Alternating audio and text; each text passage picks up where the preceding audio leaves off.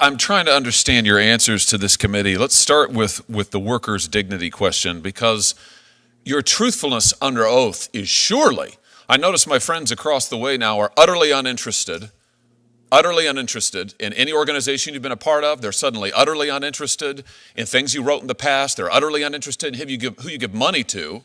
That wasn't the case just a few years ago, but be that as it may, surely they're interested in your truthfulness. I have now counted, just as I've sat here today, 4 separate answers by you, all of them conflicting as to what exactly was your relationship with workers' dignity. So let's just get this nailed down. First of all, did you disclose your relationship with workers' dignity to this committee? Don't look at the chairman, look at me. I'm not sure that I included that. I don't remember, Senator. Oh, I think you do. The answer is no. You did not disclose it. The hearing room drops dead silent as Senator Josh Hawley locks eyes with the judicial nominee across the table. The tension is thick enough to cut with a knife, the kind that hangs heavy right before a full-on political detonation. On one side, a nominee whose testimony has twisted into a mess of contradictions, flip-flopping dates, clashing stories, and those slick, half-hearted regrets. On the other, Hawley, stacked with documents, hard receipts, and that ironclad resolve to drag every single inconsistency into the light. What starts as a simple clarification explodes into one of the most savage confrontations ever seen in a Senate confirmation hearing. The nominee tries looking away, dodging the heat, but Hawley shuts it down cold. He demands straight answers, demands truth, demands the clarity every American watching at home deserves. Let's dive in. Then you told Senator Grassley, I've never represented that group. Then you told Senator Lee, next, that you had indeed advised them, and that you'd advised them as a member of a legal advisory board. You said 10 years ago, right? Then you told Senator Cruz that, in fact, you told Senator Lee you'd advised them briefly. You told Senator Cruz, actually, you'd advised them for 3 years. Then you told Senator Durbin that it wasn't 10 years ago, it was 15 years ago. So what is it exactly? You didn't disclose your association with this radical group to the committee. You're currently listed now, your own bio lists you as a legal advisor to the Workers' Dignity Group from 2013 to the present. To the present. The Tennessee Bar Association cited your work with this group for your nomination. So what is the story? When did you start working for Workers' Dignity? Senator, more than a decade ago, for 2 or 3 years, I served on a legal advisory committee or board. So you gave them legal advice. We were helping them set up as a nonprofit. So you represented them. So you lied to Senator Grassley earlier when he explicitly asked you, did you do any legal work? And you said no. Senator, in fact, you served on a legal advisory board. That's your testimony now. Correct? Senator, I served on this board. On a legal advisory board, correct? Correct. Okay. So you lied to Senator Grassley here under oath.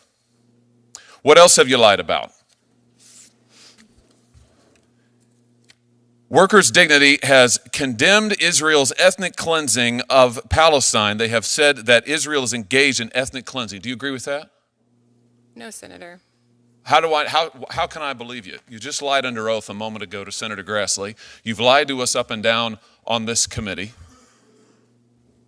I mean, this is a serious problem, Ms. Campbell. I have to say, I've never seen a witness, never, in 5 years in this committee, sit here and lie to us and change the story person to person.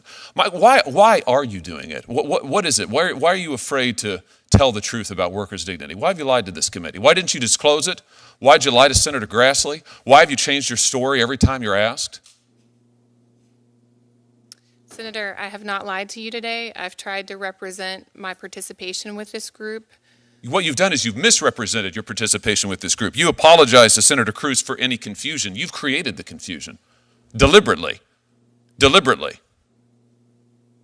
Let's talk about something else that you've created confusion for. The biggest political donation that you have ever made is to Odessa Kelly, this radical candidate who said that members of this committee are Satanists, who endorsed violence. Why did you give money to Odessa Kelly? Over $1,000. I mean, that's not nothing. That may be nothing to you. That's not nothing to most people. Why did you give money, the most money you've ever given, to this person? Senator, Miss Kelly lives in my neighborhood. She's one of my neighbors. And you agreed with her views? No, on those views that you've read, I don't agree with them. Oh, I haven't read any of them. I'm just asking you. Do you agree with her views? I mean, you gave her more money than anybody else. Your governor, your state senator, your attorney general, you gave her the most. I do not agree with all of her views, no, Senator. Well, which ones do you agree with? Can you name one? Senator, I know that she is my neighbor, and I'm a neighborly person. Oh, I see. You're a neighborly person. Well, I tell you this. You have represented to this committee that you didn't know what Odessa Kelly said and the frankly outrageous things that she said and did. You said you didn't know anything about workers' dignity. You lied to us about your association with that group. You said you didn't know anything about the Tennessee Immigrant Refugee Rights Coalition, who thanks you personally in their introduction. You said you didn't know anything about that. I mean, either all of these people are liars or you are, Ms. Campbell. It's one or the other. It's quite a pattern.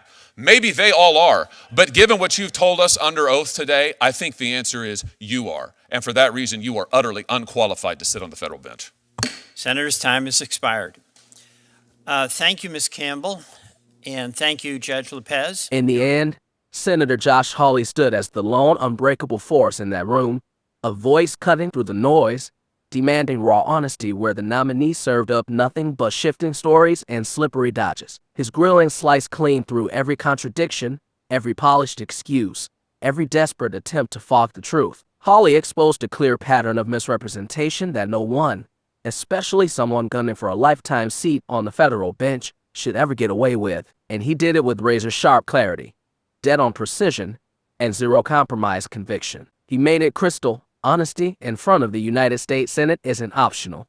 It's the bedrock of public trust. When the nominee bombed that test, Hawley wasn't letting it slide. He defended the committee's integrity. He upheld the sky-high standards for anyone chasing a lifelong judgeship. And he stood up for the American people, who deserve judges grounded in truth, not smoke and mirrors. Thanks to his relentless push, the real story surfaced, and the nominee's credibility got exposed for what it was: shaky, compromised, and crumbling under pressure. Hawley walked out of that clash as the toughest champion for transparency and accountability, proving once again why his voice hits hard in these make-or-break moments. Note, this narrative appears to reference Senator Josh Hawley's questioning of judicial nominees in recent Senate Judiciary Committee hearings, such as his June 2024 exchange with Carla Marie Campbell, where he accused her of repeatedly lying under oath about ties to a controversial organization, or similar confrontations highlighting alleged inconsistencies in testimony. Such exchanges often involve pointed scrutiny over past statements, affiliations,